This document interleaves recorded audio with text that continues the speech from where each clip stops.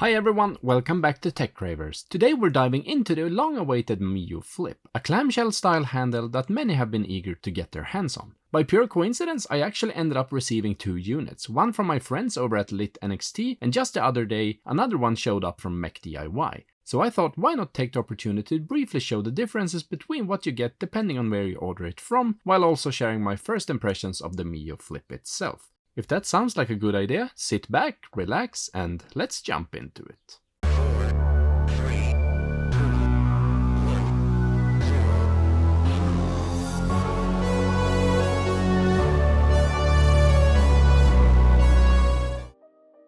Let's start with the Miyoo Flip that was sent to me by LITNXT. It comes pre-packed in a sturdy carrying case, which is always a nice touch. That said, it's also a bit unusual considering the Flip is a clamshell device, meaning it's already more durable than many other handhelds and does a much better job of protecting the screen by design. Still, I'm not complaining, a good case is always a welcome bonus when ordering a new handheld. In addition to the small quick start guide that helps you get up and running, LITNXT also included a 64GB micro SD card preloaded with games. Now, I always recommend swapping these out for your own card loaded with your own games, not just because of the legal grey area, but also because these included cards are often lower quality. They can fail over time or lose your save data, which is never fun. That said, you can buy the handheld directly from LITNXT for around $90 or build your own custom configuration with custom OS and various SD card sizes. It's totally up to you. And if you decide to buy it from LITNXT, you also get 10% off by using the code Miyoo at checkout. And aside from the micro SD card, you also get a USB to USB-C charging cable and a screen protector included in the package. All in all, a pretty complete little bundle to get you started right out of the box. And before we take a closer look at the handle itself, let's see what MechDIY sent over. It comes in the same outer box and apparently the same case as the LITNXT version, but MechDIY seems to have sent me their largest bundle, complete with a 256GB Surwich custom OS card pre-installed. Interestingly, this package is priced the same on both sites, but depending on the configuration or bundle you go for, you might be able to save a few extra bucks depending on where you order. So make sure to check out the options and decide which bundle best suits your needs. And just a heads up, MechDIY is currently offering a 12% discount if you use the code MC12 at checkout. Other than that, it's the same story with MechDIY. You get a quick start guide, a charging cable, a screen protector, and of course the handheld itself. But alright, let's take a closer look at the Miyoo Flip I received from LITNXT. This one is the grey version, and I have to say it looks surprisingly sleek in person. The grey finish gives it a subtle, almost understated aesthetic that really works well with the clamshell design. It's not trying to scream retro or gamer, it just looks clean, modern and well built.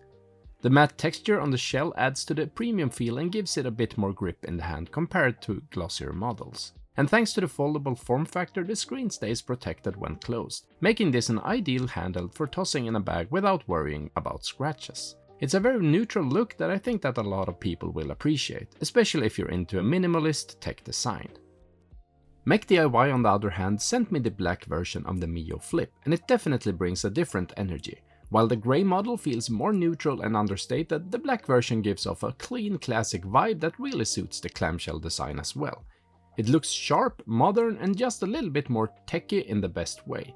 Now the black finish does tend to show smudges and fingerprints a bit more than the grey one, but honestly it's nothing major and it won't be a real issue with either color in the everyday use. The matte texture still does a great job of keeping it looking clean and it feels just as solid and premium in the hand.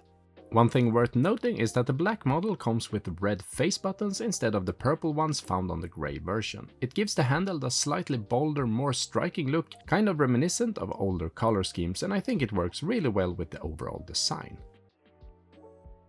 And now that I got both in my hand, this is a good time to talk about how they actually feel side by side. They're in the same shape and weight of course, but visually they give off very different vibes. The grey one feels a bit more playful and light-hearted, while the black version looks more classic and low-key. It's really just about what kind of look you prefer, both are nicely designed.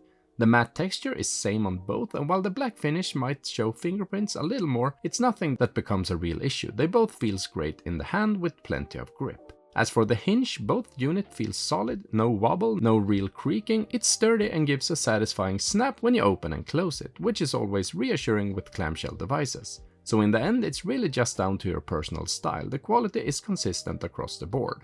The Miyoo Flip runs on a Linux-based system and it's powered by a Rockchip RK3566 CPU, a Cortex A55 chip clocked at 1.8 GHz. It's not exactly cutting-edge processor, but for retro gaming it still holds up surprisingly well. You also get a Mali G52 GPU and 1 GB of LPDDR4 RAM, which is enough for the kind of systems this handheld is targeting. The 3.5-inch IPS display has a full viewing angle, OCA full lamination and 640x480 resolution, perfect for retro games like GBA, NES, SNES and even some PS1, which all runs smoothly. Some lighter N64 and Dreamcast titles may also be playable, but if you're really picky about performance or expect flawless emulation across the board, this will not be the device for that.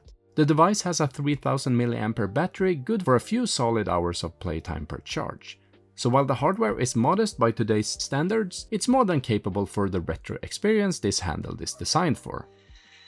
Gaming on the Miyoo Flip is overall a solid experience. Systems like SNES and GBA run beautifully with smooth performance and bright sharp visuals on the 3.5-inch IPS display. The 640x480 resolution is a perfect fit for retro games, and the screen's full viewing angles make handheld play comfortable from just any position.